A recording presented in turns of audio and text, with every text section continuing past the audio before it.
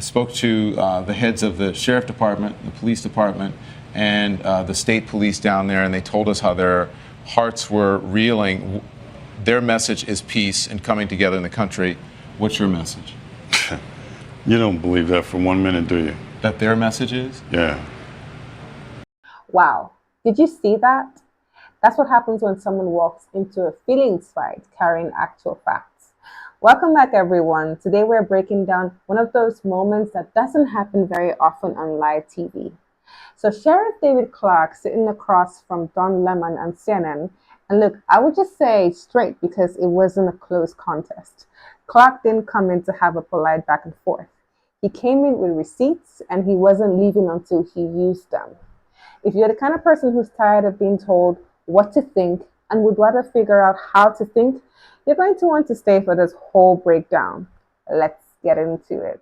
3 officers dead, 3 wounded in Baton Rouge. A really tough day for Baton Rouge and for the country, really. Here to talk about how to keep our police safe is Sheriff David Clarke of Milwaukee County, Wisconsin. He is going to be speaking at the Republican convention tomorrow night. Sheriff, thank you very much for that horrific day.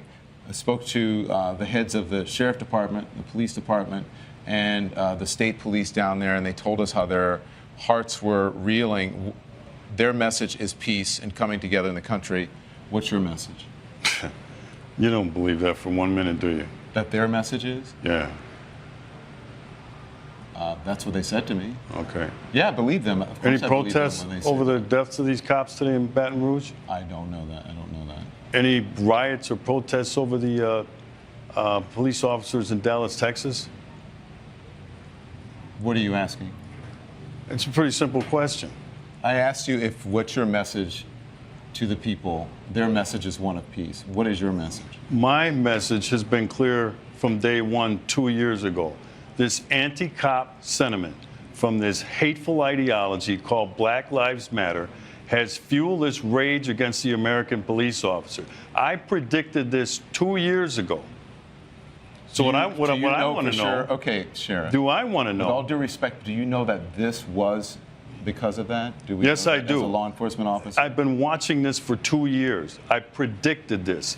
This anti-police rhetoric sweeping the country has turned out some hateful things inside of people that are now playing themselves out on the American police officer.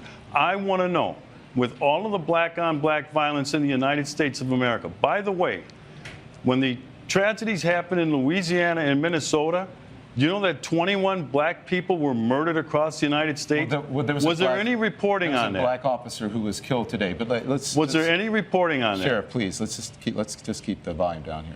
So I understand, and listen, I'm looking at 3 dead cops this week, Sheriff, and I'm looking at 5 last year. You trying to tell me to keep it down? Just please, if you will just please, we can keep it civil. So, because the message to people at home, I'm sure you want, is one of civility. I wish, Don, I wish you had that message of civility have a conversation toward this with you. Hateful ideology, these purveyors of hate. You don't know what my message is. That's what I want they to say do. to you is these people preach vile and virtue we'll be right in the back. name We're of going to go to break, hate. and we'll be right back. All I want to do is have a conversation. I can't have a conversation with you if we're both talking at the same time. What it sounds like to me is that you're accusing me of violence and supporting a narrative that I'm not necessarily in support of. And if that's what you're accusing me of violence, then you can leave. That's not true. I don't support violence of any type against police officers, against anyone. So if you're accusing me of that, then you're welcome to leave. But if you want to have a conversation, I am more than willing to welcome a conversation with you. I don't disagree with you about there's a narrative across the country that could be harming police officers. But we don't know right now, as someone who's in law enforcement, if that was the actual cause of it. Go ahead. Let me ask you this. Do we know that generally the American law enforcement officers are racist? Do we know this? Go on. I ask a question. Do I know American general law enforcement are racist? I don't think anyone is accusing. If you're insinuating that people are accusing or saying that law enforcement across this country as a whole are racist, then your assumption is wrong. First of all, this whole anti-police rhetoric is based on a lie. There is no data, and you know this. There is no data, there is no research that proves any of that nonsense. None. even You'd have to be more specific about what data and what nonsense you're talking about. that law enforcement officers treat black males different than white males in policing in these urban There centers. is data that supports. There is not data. No, the president spoke about it. Cedric Alexander, who The is a law president has enforcement been officer, lying about it. He said it again the other day when he said black males are 2 times more likely to be shot by a law enforcement officer than white males. Don, that is a lie. That is not a lie. It is a lie. Yes, Show me. the research. Show me. The research Show that it to me then. we have from the Washington Post. That The Washington facilitated a Post study. debunked There's that also nonsense. There's also research. He also said this, Sheriff, Don. There's also research. He from continues? A Harvard professor that also showed that black people are treated more aggressively by police officers. No, you are than other people. wrong in your interpretation of that Harvard study because I read the study. That's not what he said. He said he was surprised to find that in shootings of the most severe in shootings that he found no evidence that there was a difference.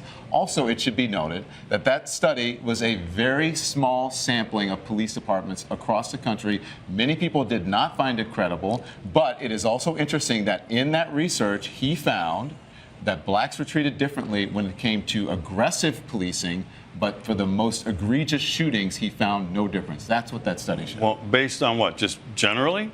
Are we talking about high crime areas? talking about Are we talking 10 about police police departments officers across being the under attack? Because let's go back to where this whole thing started in Ferguson, Missouri. The lie with was all due hands up, respect, you're don't lumping shoot. a whole bunch of things into one. If we Okay? can do one specific That's thing where and this stick to whole it, phony then movement we'll get to started. it. It started out as hands You're up, don't talking about shoot. Black Lives Matter. Right. Okay. So if you want to if you would need to speak to someone who is a member of Black Lives Matter about whether they have perpetrated a fraud on the American people. That's up to Black Lives Matter. That's not me. I'm neither a member of Black Lives Matter, I'm neither a supporter or someone who doesn't support them. I simply report on Black Lives Matter. Do you condemn the anti-police rhetoric coming from this hateful ideology? As a journalist sitting here on television, I don't have to condemn anything. That is something that Well, you I should do. ask Well, I other do. people around the country. I that condemn it's their them jobs to condemn just that. like I condemn the Just report the hateful fact. ideology out of groups like the KKK. All right? I condemn it. There is no place in American discourse for that sort of vile, vitriolic hate coming out of this ideology. This has fueled and fanned the flames of this anger toward the American police officer. There's only one group in America, one time, that truly cares about the lives of black people in these urban ghettos. And it's the American police officer who goes down there on a daily basis, puts their life on the line to protect who? Black people. So when you say we just want to have a put their lives on the conversation, lines to affect- let's to protect have a all people. conversation about the black on black crime, which kills more black males, which is more of a threat to any black male in the United States than a law enforcement officer. Sheriff, yes, that's a different conversation. We can walk and chew gum at the same time. There's an issue when it comes to violence. Black on black crime it's crime. White people kill white people, tend to kill white people. You know, Black here we people go. tend to Not kill in black the people. numbers. Not in the okay, numbers. That's fine, but that's a different I don't care conversation. who white That is people a are killing. different conversation than police brutality, and we're not having that conversation right now. What and police- again, I want to be very Let me clear ask with you you. I this. condemn all violence of any type, just for the record. Was the situation between Mike Brown and Darren Wilson, was that police brutality? But we're not talking about Mike Yes Brown or no? and Darren Wilson. I am. No, if you're asking me what the Justice Department showed, the Justice Department showed that it exonerated Officer Darren Wilson, and that the hands up, don't shoot narrative was a false narrative. That has been reported by And CNN that and by others. was another phony report. What does that was have to debunked. do with Baton Rouge, Louisiana? All right, because when you take in What does that have when to you do take with in Baton Rouge, Louisiana? rates of involvement in violent crime and crime in general, but violent crime, you're going to see that black males are overrepresented. Yeah. Overrepresented Yeah. in terms of being involved in violent crime. That's going to mean Sure. more arrests. That's going to mean more people going to prison. This stuff has already been debunked. Sheriff, that's a different conversation. Every One that time, many people every don't, time and one that you many- don't have a response to something I say, you say It's not that I don't have a response to you. Is that we're having two different conversations. I'm asking the questions here. You're answering the questions by asking questions about some other subject that we're not discussing. We're That talking is about not a this conversation. hateful ideology called Black Lives Matter. You said you're not a member. You can't be a member. It's not an organization. There's no structure. That's what It you're is talking an about. Listen, I understand, ideology, and it is a and I understand hateful that you're very. ideology. I understand it's a very stressful time for you. These individuals, And Sheriff, we appreciate you coming on. they preach Thank you. vile and vitriol in the name of virtue. Thank you, Sheriff. We appreciate it. Wow. Give me a second because that was a lot to take in. Let's start from the top. Lemon opens the whole thing with this soft emotional setup: heartbreak, peace, unity. The kind of language that's designed to point the conversation in one direction before it even gets started. Clark clocked it immediately and wanted no part of it. He pushed back right away. "You're sitting here talking about peace," Clark basically said, while officers are being killed in Baton Rouge and Dallas. He wasn't going to accept the premise of the conversation, let alone play along with it. Then came the moment that genuinely caught me off guard. Lemon told Clark to keep it down. I had to rewind that. You're sitting across from a sheriff, a working law enforcement professional, and you're moving to tell him to lower his voice? The second Lemon realized he wasn't controlling where this was going, the vibe shifted. Clark didn't flinch. He kept going. Then they got the bigger argument: whether policing in America is fundamentally racist. Lemon came at it from the emotional and political angle. Clark came with Harvard research and DOJ findings from Ferguson. Actual documents, actual data. You could see the shift in real time.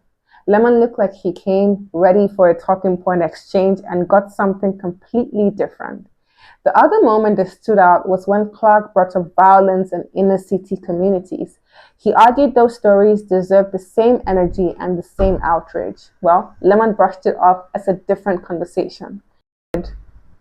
Clark clearly wasn't buying that.